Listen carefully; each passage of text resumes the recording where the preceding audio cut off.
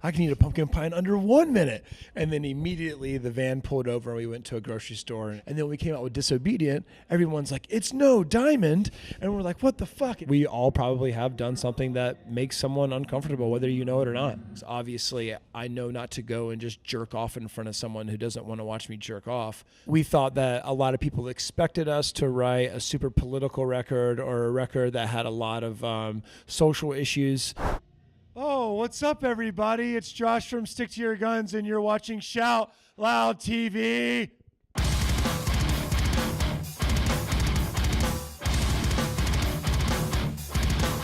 Hey guys, welcome to a new episode of Shout Loud TV. Today we're in Hannover and I'm sitting here with Josh James from Stick to Your Guns. What's up? So, how you doing? Good. I was just laying on the bus watching Mindhunter. Oh. And our tour manager came in and said, you got to get the fuck inside and do this interview. So here I am. Yeah, 2 days ago you tried to eat a whole pumpkin pie on Thanksgiving. Yeah, Tell me something about it. About 5 years ago, we were on tour in America, and I love pumpkin pie. And it was around Thanksgiving, and I made a claim, something like, I love pumpkin pie so much, I could eat a pumpkin pie in under 2 minutes.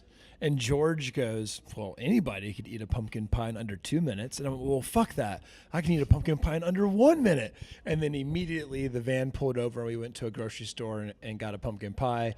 And that started the Stick to Your Guns Thanksgiving tradition, where I try to eat a pumpkin pie in under 60 seconds. Unfortunately, I have failed every year, but a couple of days ago in Berlin was the fifth attempt, the 5th year of the tradition, and I felt pretty good about it. I got really, really, really close. So next year will be number 6, and I'm gonna keep going until I do it. Yeah, I think 6 is a good time to Yeah, finally achieve me too. it. So let's talk about your new record. Okay. TrueView, you put it out in October. Why is it your best work to date? Well, I don't know. We just felt like, we were like, why don't we just go ahead and write our best record? And then we just did it. No, I think that it wasn't something that was intentional. I mean, for me personally, going into TrueView, it was no different than any other record I've ever done in my entire life. It was like, okay, look, we've got to write a record. And I'd started writing riffs probably about a year and a half before we actually entered the studio. And the songs of mine that ended up getting used and the riffs of mine that ended up getting used, I realize now those were all moments that were a direct result of something somewhat significant happening in my life. Like, for instance, The Sun, the Moon, the Truth. I wrote that after I got off a really kind of disturbing phone call. And it wasn't like I got off the phone call and I was like, oh my God, what do? I should write a song. But it was one of those things that just naturally kind of happened. I got the phone and I just picked up a guitar and I started writing it, and that kind of took my mind off of what I was dealing with on the phone, but also helped me kind of process things that conversation was about. And I loved the song, and then I went to Chris's house and demoed it, and it was like, oh, this is a keeper. And when I look back on a lot of the songs that I had written, it was a lot of moments like that for me. And it wasn't until I left the studio listening to the record as a whole that I really realized, damn, we wrote a really fucking good record. And we wrote my favorite Stick to Your Guns record, and we may have possibly written my favorite record that I've ever been a part of. And that was really cool, but there really still was no anticipation for fans to like it. It was a thing where it's like, okay, we will put out the record, and I think Stick to Your Guns fans will like it, and that was it. And we were absolutely overwhelmed by the response, because when I was not in the band when the Hope Division came out, but when the Hope Division came out, the story is all the fans at that time went, "Plof, this record sucks." And then I was in the band when Diamond came out. And when Diamond came out, I remember everyone was going, "Diamond, this sucks. It's nothing like the Hope Division." and everyone in the band was like, but everyone said the Hope Division sucked. And then when we came out with Disobedient, everyone's like, it's no Diamond. And we're like, what the fuck? It's, we're always like one record ahead of the fans. And this was the first time I think the band has released a record where people just instantly thought, damn, this record is fucking great. And we have always kind of thought that maybe Diamond was the pinnacle of the band and the defining moment of the band. And now with the release of TrueView and the feedback that we've been getting, we realize that's not true. And that's obviously refreshing for us because we're like, all right, well, we still got a few more years in us. Yeah, I totally agree. I also think that TrueView is your best record to date. Cool, thanks. Wait till you hear the next one. The really TrueView. Yeah. So you just said that you started working on it 1.5 years ago. So you on TrueView with writing riffs. So you started working on TrueView before you released Better Ash Than Dust? Yeah, actually, some of the things that I had that were so the way that we write the way that the record was written is Chris and I would write riffs or songs, and then I go meet up with Chris at his house in Canada, and we go down to his basement, and I lay there for 4 or 5 days, and him and I demo songs out, and then we send them to the rest of the guys, and then everybody else puts in their input. And then once we get to the studio, we had around 20 songs. We all talk about them. We all decide which songs we like the most. And then we kind of rearrange some things here and there. Jesse writes all the lyrics. Then, and that's always interesting because before we go into the studio, we have not heard any melodies, any vocal patterns, any lyrics.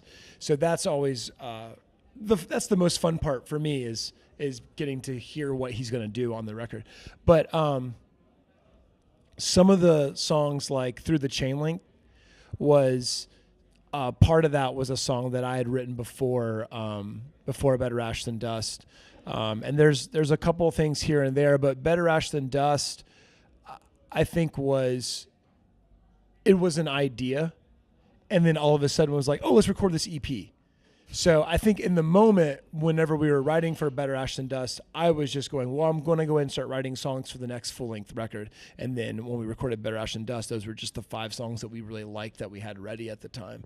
So it kind of restarted us before we started writing for TrueView. But we never really go, okay, it's now time to start writing for the next record. It's never one of those things. It's kind of like, even I write a lot of riffs for me, I write a lot when we're on tour or at soundcheck, like the riff for the beginning of Doomed by You. I wrote that when we were soundchecking in Paris on the tour with, was it Parkway Drive or Architects? The Bataclan. Yeah, we're on tour with Parkway Drive, and I wrote that riff when we were sound checking for Paris, and everyone's like, oh, that riff's sick, keep it, remember it. So I just film it on my phone, and then later on we inserted it into Doomed by You. But even now I'm already writing riffs, and it's just kind of one of those things where I just will write a little piece of music, and then I'll just record it on a video on my phone. So I remember I can see how I played it, and then later on, whenever it's time to like buckle down and get ready for a record, then I can go back and sift through all of the shit that I have created over the last year or 2 years, and then kind of go, okay, I like these riffs, make a song out of it. So there are 3 songs on the record which form a trio: The Sun, the Moon, the Truth, The Inner Authority, and The Reach for Me. How did this come about? That was something that was really. Those are all connected through the vibe of the songs, but it's mostly the lyrical content, and that was all something that Jesse had just come up with. The lyrics for this record are, as I'm sure you know, extremely personal.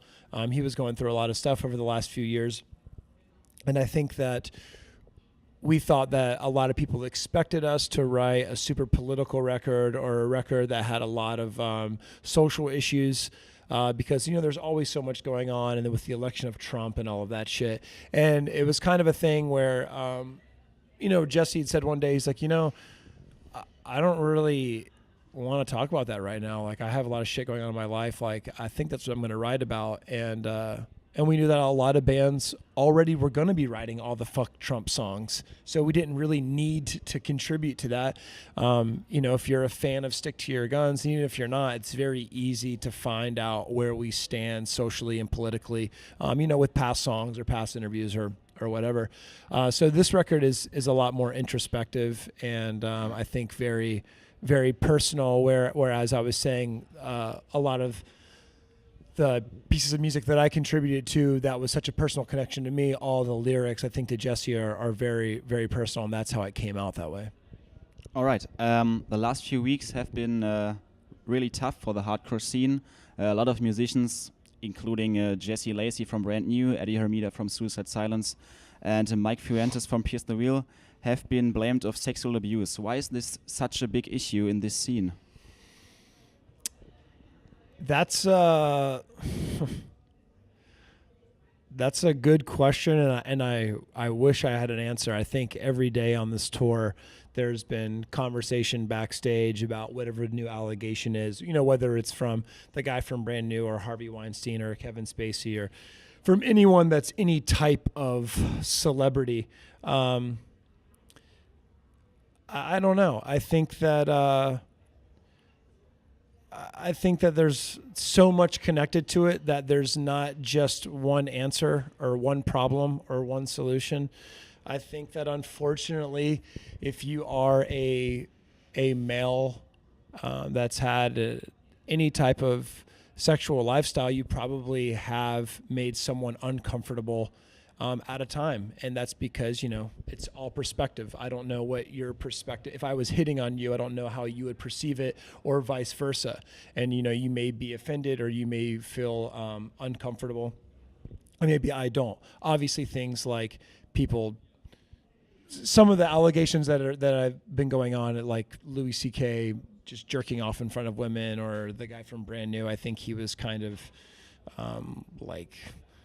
creating some sort of attachment with these girls and going on for years. I don't know. I don't know either one of those people, but a lot of it, it all sucks. I don't have an answer for that problem. I think that a lot of it is that there isn't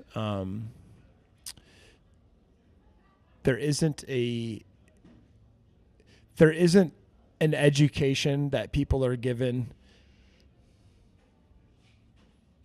when someone's in a position of power that I think helps with that. I think a lot of times people just get in a position of power and they see they can control someone or they can do something and they can get away with it, and then they do, and that just sucks. Yeah, that's it. Yeah, it sucks. It's hard. I just hope that with all of the stuff that's going on, that people don't just go, yeah, he's a rapist, he's a sex offender, he's a pedophile, he's sexually harasses people, and then they just walk away. I hope that they're able to kind of go, okay, what was the situation? How did it all happen? What's right about it? What's wrong about it? How do I not contribute to that? And how do I open up a larger line of communication to make sure that I never contribute to that or never make someone feel that way? I think that's a big thing that's not being talked about, which is just simply, how do you learn from these things? Obviously, I know not to go and just jerk off in front of someone who doesn't want to watch me jerk off. But more than that, there's a lot of allegations that people are saying, like, this person made an inappropriate joke and they made me feel bad, or this person did this or did that. And sexuality is a confusing thing for a lot of people. And understanding what sexuality is for other people, I think, is even more confusing. So it goes to education, and there needs to be an open dialogue. Yeah. All right. Just, thanks. Don't rape anyone. That's wrong. Yeah. It just has to stop, but I don't think that these allegations will stop very soon. Yeah, I don't think they will either. Because, like I said, we all probably have done something that makes someone uncomfortable, whether you know it or not. And the only good thing, I don't think that people should be, I don't feel like anyone should be, I was like, I think Silent Planet Silent are playing, Planet. yeah. No, I was thinking, it's never a good thing to be directed by fear, But I think that it is a great thing right now that a lot of guys probably are very careful with what they do and how they treat people. And hopefully that will just create a type of environment and attitude to where that will become the normal. Yeah. All right. I think Silent Planet are too loud. So yeah, They but are. that's it. Thanks a lot for the interview. Yeah, of course. And enjoy the rest of your time in Europe. Thanks, man. Appreciate it. Me too. Yeah.